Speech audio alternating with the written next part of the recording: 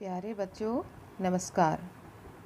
हिंदी कक्षा में आप सभी का स्वागत है। आज हम हिंदी में पाठ 1 ध्वनि से प्रश्न अभ्यास करेंगे। ठीक है, हमारी जो पोएम है वो हमारी कंप्लीट हो गई थी और आज हम अपना क्या करते हैं, एक्सरसाइज वर्क जो है वो स्टार्ट करते हैं।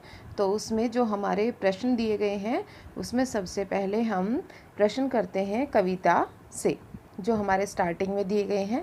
तो उसमें हमारा क्वेश्चन नंबर फर्स्ट है, प्रश्न नंबर 1, कवि को ऐसा विश्वास क्यों है कि उसका अंत अभी नहीं होगा।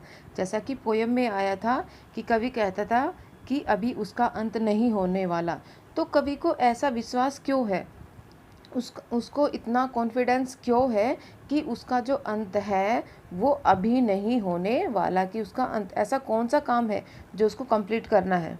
ठीक है, तो देखते हैं। आंसर में दिया है, कवि को ऐसा विश्वास इसलिए है क्योंकि अभी उसके मन में नया जोश व उमंग है। अभी अभी मीन्स उसके जो मन के अंदर एक नया जोश उत्पन्न हुआ है, एक नई उमंग आई है। अभी तो उसे लोगों को जागृत करना है। अभी तो उसको क्या काम करना है, जो लोग सोए हुए हैं, ठीक है, जो आलस्य में पड़े हुए हैं, उनको जागृत करना है। वह युवा पीढ़ी को आलस्य की दशा से उबारना चाहते हैं। सॉरी, यहाँ उबरना गलती से लिखा गया, उबारना, यहाँ पर आ की मात्रा आएगी, इसको करेक्ट कर लेना बेटा, वो टाइपिंग में मिस्टेक हो गया। वह युवा पीढ़ी को आलस्य की दशा से उबारना चाहते हैं। तो उनका क्या काम अधूरा है, लोगों को जागृत करना है। और जो युवा पीढ़ी है उसको आलस्य, उनके अंदर जो लेजीनेस है, आलस्य है, उससे वो उबारना चाहते हैं, उस आलस्य को दूर करना चाहते हैं। उबारना मतलब उनको आलस्य को दूर करना।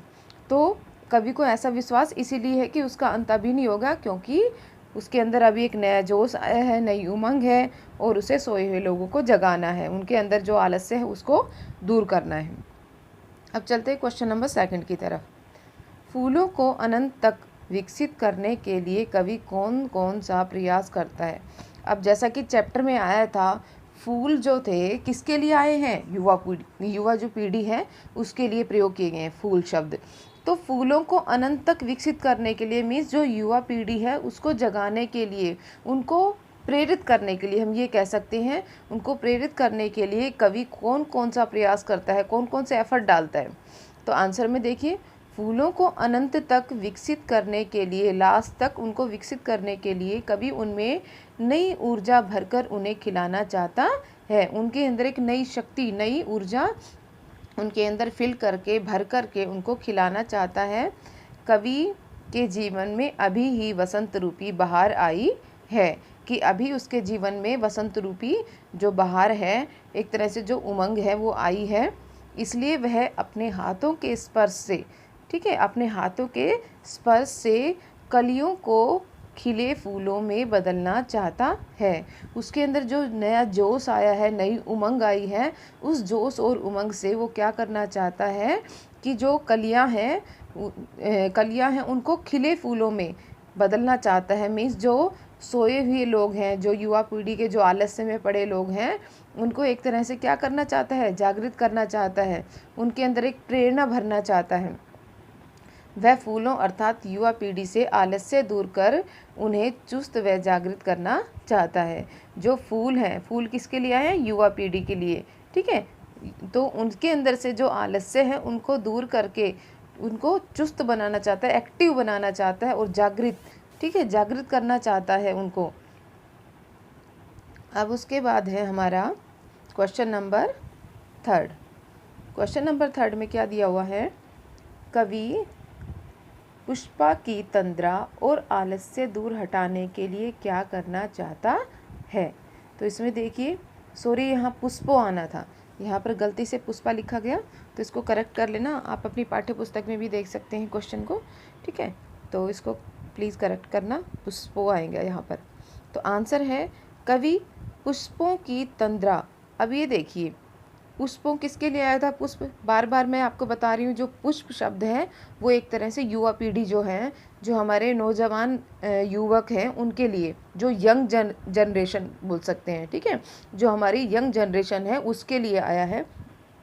तो कवि पुष्पों की तंद्रा और आलस्य, उनके अंदर जो नींद भरी हुई है, ठीक है, एक तरह से जो आलस्य भरा हुआ है, उनको दूर करने के लिए उन पर अपना हाथ फेर कर उन्हें जगाना चाहता है। उनके ऊपर अपना हाथ फेर कर, अर्थात उसके अंदर जो उमंग है, उत्साह है, उसके अंदर जो एक तरह से जो हम कह सकते हैं कि प्रेरणा है एक तरह से जो अभी जागी है उसके अंदर, तो उस प्रेरणा से, उस उमंग उत्साह से वह उनको जगाना चाहता है। वह पुष्पों अर्थात युवा पीढ़ी को जागृत करने के लिए मनोहर प्रभात का संदेश देना चाहता है। एक मैसेज दिया है उसने, एक मनोहर प्रभात, जो सुंदर प्रभात होता है, सुंदर सवेरा जो है, उसका मैसेज दिया है उसने। अतः कवि नींद में पड़े युवकों को प्रेरित करके, जो नींद में सोए हुए हैं, अर्थात जो आलस्य में पड़े हुए हैं, जो काम करके खुश नहीं हैं, ऐसे युवकों को प्रेरित करके, उनको मोटिवेट करके उनका आलस्य दूर भगा देगा, उनके अंदर जो लेजीनेस है उसको दूर करेगा। इस प्रकार यहाँ पर कवि आएगा। इस प्रकार कवि उनमें नए उत्साह का संचार करना चाहता है, एक नया जोश उनके अंदर भरना चाहता है। इसको कभी की जगह कवि कर लेना। ये जो टाइपिंग करते हुए थोड़ा मिस्टेक हो गया बेटा, सॉरी फॉर। तो इसको क्या करना है आपने, कभी की जगह कवि आएगा यहाँ पर। तो चलते हैं क्वेश्चन नंबर 4 की तरफ।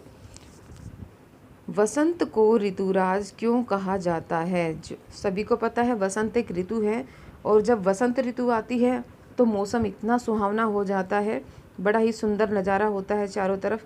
तो यही कहा है क्वेश्चन में इसको ऋतुराज। ऋतुराज का मतलब ऋतुओं का राजा। जो हमारी 6 ऋतुएं हैं उनमें इसको सबसे प्रधान माना गया है, सबसे मेन माना गया है। तो जो वसंत ऋतु है इसको ऋतुओं का राजा क्यों कहा गया है, ये पूछा गया है। आंसर में वसंत को ऋतुराज इसलिए कहा गया है क्योंकि यह सभी ऋतुओं का राजा है। जो अभी हमारी 6 की 6 ऋतुएं हैं उनके अंदर इसको सबसे मेन माना गया है, तो ये ऋतुओं का राजा है। इस ऋतु के आने पर सर्दी कम हो जाती है। जब वसंत ऋतु आती है तो जो सर्दी है वो क्या है, कम हो जाती है। मौसम जो होता है वो सुहावना हो जाता है, बड़ा ही सुंदर होता है। इस समय पेड़ों पर नए नए पत्ते आने लगते हैं, जो ट्री है उन पर नए नए लीव्स आते हैं। चारों तरफ सुंदर रूप दिखाई देता है। चारों तरफ क्या होता है, ब्यूटीफुल सीन होता है, चारों तरफ सुंदरता दिखाई देती है। आम बोरों से लद जाते हैं। जो आम मैंगो ट्री होते हैं उन पर बोरों मतलब जो उन पर फ्लावर आते हैं, जो फ्रूट आते हैं, उनको फ्रूट आने से पहले उस पर फूल आते हैं, ठीक है, उनको बोर बोलते हैं। तो आम बोरों से लद जाते हैं मतलब बहुत सारे फूल आ जाते हैं। और खेत जो फील्ड होते हैं वो सरसों के फूलों से भरे पीले दिखाई देते हैं, ठीक है। सरसों के जो फूल होते हैं, सरसों के फूल कैसे कलर के होते हैं, पीले रंग के, तो उनसे पीले दिखाई देते हैं। सरसों के पीले फूल ऋतुराज के आने की घोषणा करते हैं। मीन्स जब सरसों पर पीले फूल आ जाते हैं तब ये बताते हैं कि हाँ भाई वसंत स्टार्ट हो गया। तो उससे ये सूचना मिलती है, जैसे ही सरसों पर पीले फूल आते हैं तो उससे पता चल जाता है कि जो वसंत है उसका मौसम स्टार्ट हो गया है। खेतों में फूली हुई सरसों हवा के झोंकों से हिलती ऐसी दिखाई देते हैं। जो खेत हैं, फील्ड्स हैं, उनके अंदर फूली हुई सरसों, जो सरसों बड़ी हो जाती है और उन पर कैसे फ्लावर आ जाते हैं, येलो कलर के फ्लावर आ जाते हैं। तो हवा के झोंकों से, और जब हवा चलती है तो उससे वो फूल जो झोंकों से हिलती हुई ऐसी दिखाई देती है, ठीक है। वो सरसों ऐसे लगती है मानो सामने सोने का सागर लहरा रहा हो। जो सरसों होती है उस पर येलो कलर के फ्लावर आ जाते हैं और हवा चलती है तो वो फ्लावर हिलते हैं, और वो हिलते भी ऐसे लगते हैं कि मानो सोने का, गोल्ड का सागर लहरा रहा हो। एक सागर जो है वो लहरा रहा हो, हिल रहा हो। कोयल मीठे स्वर में गाती है, और जब वसंत आता है तो कोयल जो है बड़ा ही मीठा गाती है, मीठे स्वर में, और सभी को कुहू कुहू की आवाज़ से मंत्रमुग्ध कर देती है। और जो उसकी साउंड निकलती है कुहू कुहू की, वह आवाज़ सुनकर सभी क्या हो जाते हैं, मंत्रमुग्ध हो जाते हैं, सभी मोहित हो जाते हैं। इस ऋतु में उसकी छटा देखते ही बनती है, उसकी जो सुंदरता है, ठीक है, वो देखते ही बनती है। इस ऋतु में कई प्रमुख त्यौहार भी आते हैं। जो वसंत ऋतु स्टार्ट होती है जब, तो इस ऋतु के अंदर बहुत सारे फेस्टिवल्स भी आते हैं, जैसे वसंत पंचमी आता है, महाशिवरात्रि, होली आदि, ठीक है, और भी हैं, लेकिन यहाँ पर 3 ही फेस्टिवल हैं मैंने लिखे हैं, वसंत पंचमी, महाशिवरात्रि और होली आदि। इसलिए वसंत को ऋतुराज कहा गया। इतनी सारी जो क्वालिटी बताई कि चारों तरफ हरियाली होती है, मौसम अच्छा होता है, ठीक है, सरसों में पीले फूल आ जाते हैं, और जो कोयल है मीठे स्वर में गाती है, ठीक है, बहुत सारे फेस्टिवल आते हैं, चारों तरफ ग्रीनरी होती है, चारों तरफ फ्लावर होते हैं, तो इसीलिए क्या कहा है, ये जो वसंत है उसको ऋतुराज कहा गया है। तो आज के लिए हम ओनली 4 क्वेश्चन ही करेंगे। नेक्स्ट जो क्वेश्चन है हमारे, हम नेक्स्ट क्लास में करेंगे। तो आज के लिए सिर्फ इतना ही। तो आप सभी को ये क्वेश्चन रीड करने हैं और अपनी नोटबुक जो है अगर आपके पास फेयर नोटबुक है तो उसको फेयर नोटबुक में आपने राइट करने हैं। और मीनिंग मैंने आपको सभी क्वेश्चन के मीनिंग समझा दिए। फिर भी अगर कोई डाउट है तो आप पर्सनली या फिर क्लास जो गूगल क्लासरूम है उसमें आप पूछ सकते हैं।